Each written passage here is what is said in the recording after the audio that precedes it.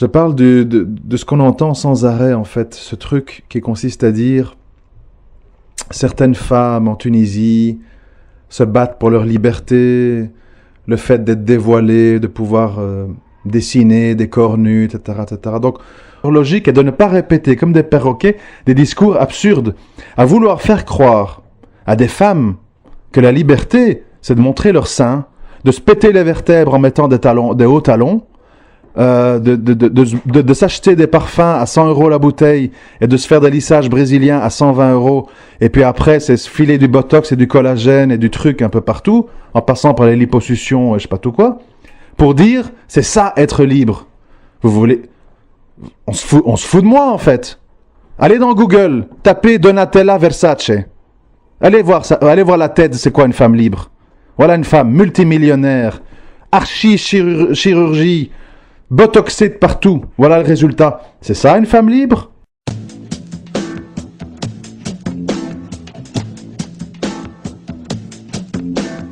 Moi, j'ai rencontré des gens en prison.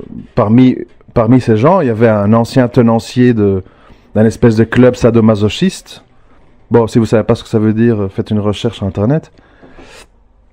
Il m'a raconté, il m'a dit, les gens viennent, ils commencent à vouloir être humiliés ou des trucs comme ça, et ça se termine qu'ils jouent à s'étrangler et tout, et il y a des fois, on fait signer à la personne une décharge.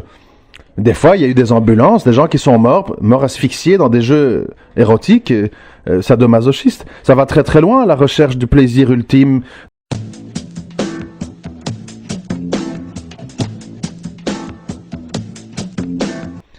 D'ailleurs, je vous donne un exemple. Vous allez comprendre.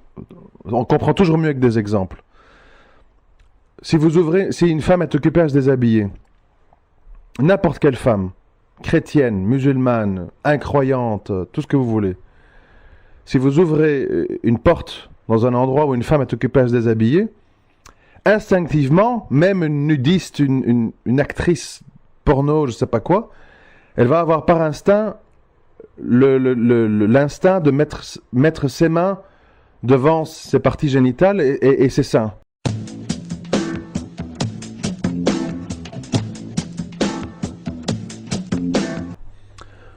Pourquoi les créateurs de mode font des décolletés, des strings, des pantacours,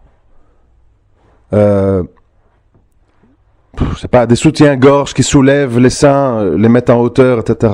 Je sais pas comment on appelle ça. Bon, bref. Pourquoi les chirurgiens font des implants mammaires, des implants fessiers? Pourquoi les Africaines mettent des rajoutes à leurs cheveux, des faux cheveux qu'elles rattachent à leurs cheveux pour avoir plus de volume, etc. Ou des tresses? Pourquoi tous ces gens font ça? Puisqu'apparemment, nous ne sommes pas des pervers, et on n'est pas des bêtes, et tout ceci n'est pas important. Mais ils font tout ça parce qu'effectivement, dans la nature animalesque de l'être humain, nous avons tous compris qu'une chevelure, que des formes, que des fesses, que des seins, que des courbes ont une influence sur le regard des hommes.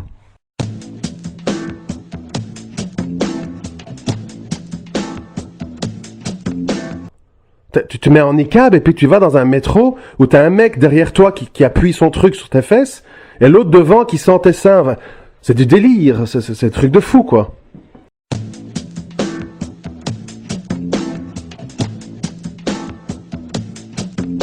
Non, Allah, tu as inventé un phallus, un vagin, mais moi j'ai envie de coucher avec un homme qui a un phallus comme moi et je veux pas qu'on me dise que c'est contre nature. On devient un insoumis. Ah non, non, non, non, non, non, non. Ce mot-là Allah il a employé, ah non, on peut plus employer, ça c'est pas bien. C'est pas bien. C'est pas bien. Qu'est-ce qui est pas bien? Alors le truc maintenant c'est le fameux truc le statut de mécréant. Alors, moi je veux bien qu'on me dise, oui, mais de nos jours c'est pris comme une insulte. Mais moi je m'en tiens à l'étymologie des mots. L'étymologie des mots. Moi, quand je lis dans le Coran sperme, S-P-E-R-M-E, vous avez bien entendu, et je vous le redis, sperme, ok?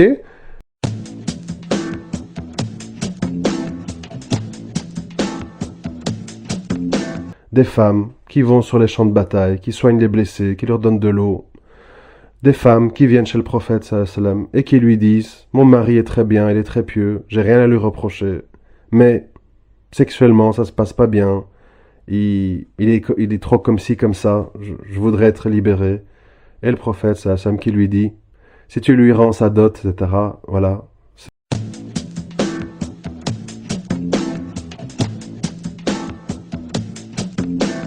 Et ça m'a humilié, ça m'a rabaissé, je me suis senti comme une prostituée, une bête rare qu'on n'ose pas montrer, mais j'avais pas le choix, j'aimais cet homme, j'avais besoin de subsistance, j'avais besoin d'aide, et il m'a aidé à payer mon loyer.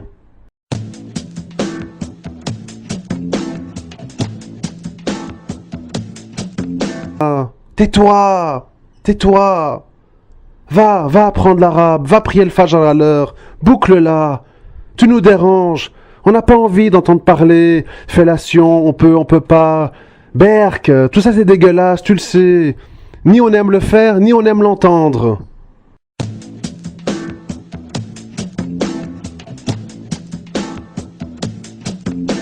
Alors, de quoi je parle?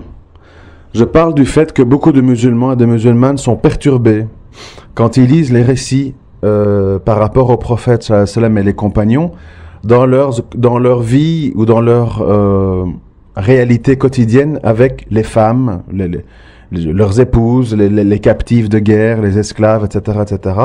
Les gens se disent, c'est pas possible. Quand ils vont voir que le prophète, sallallahu alayhi wa sallam, ayant une attirance irrésistible pour Marie à la Copte, a occupé la chambre de Hafsa en son absence, et quand il a été découvert, il a demandé est-ce qu'on ébruite pas ça afin de ne pas la fâcher. Ce sont des récits connus. Mais si on n'assume pas le fait que le prophète ça était un homme, et un homme tout à fait respectable, parce que, n'en déplaise de nouveau à nos puritains, aimer les relations intimes, aimer les femmes, ça n'a rien de dégradant, ça n'a rien de pervers, ça n'a rien d'avilissant. Pas du tout.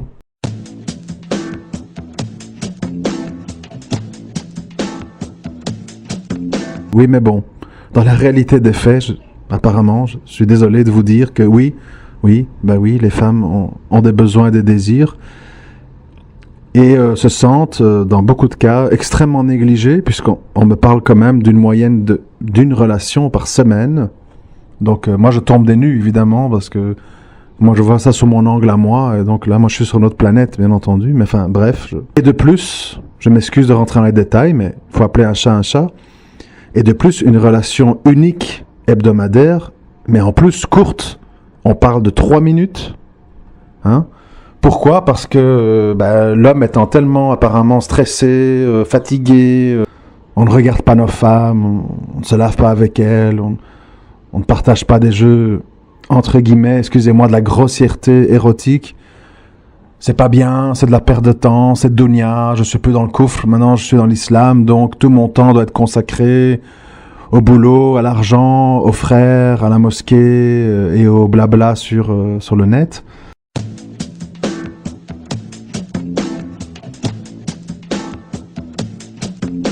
Le droit aux femmes, le droit de ne pas devoir nager, avec derrière elle un mec qui a des lunettes et qui est occupé à scruter leur mouvement de brasse avec les yeux rivés sur l'entrecuisse.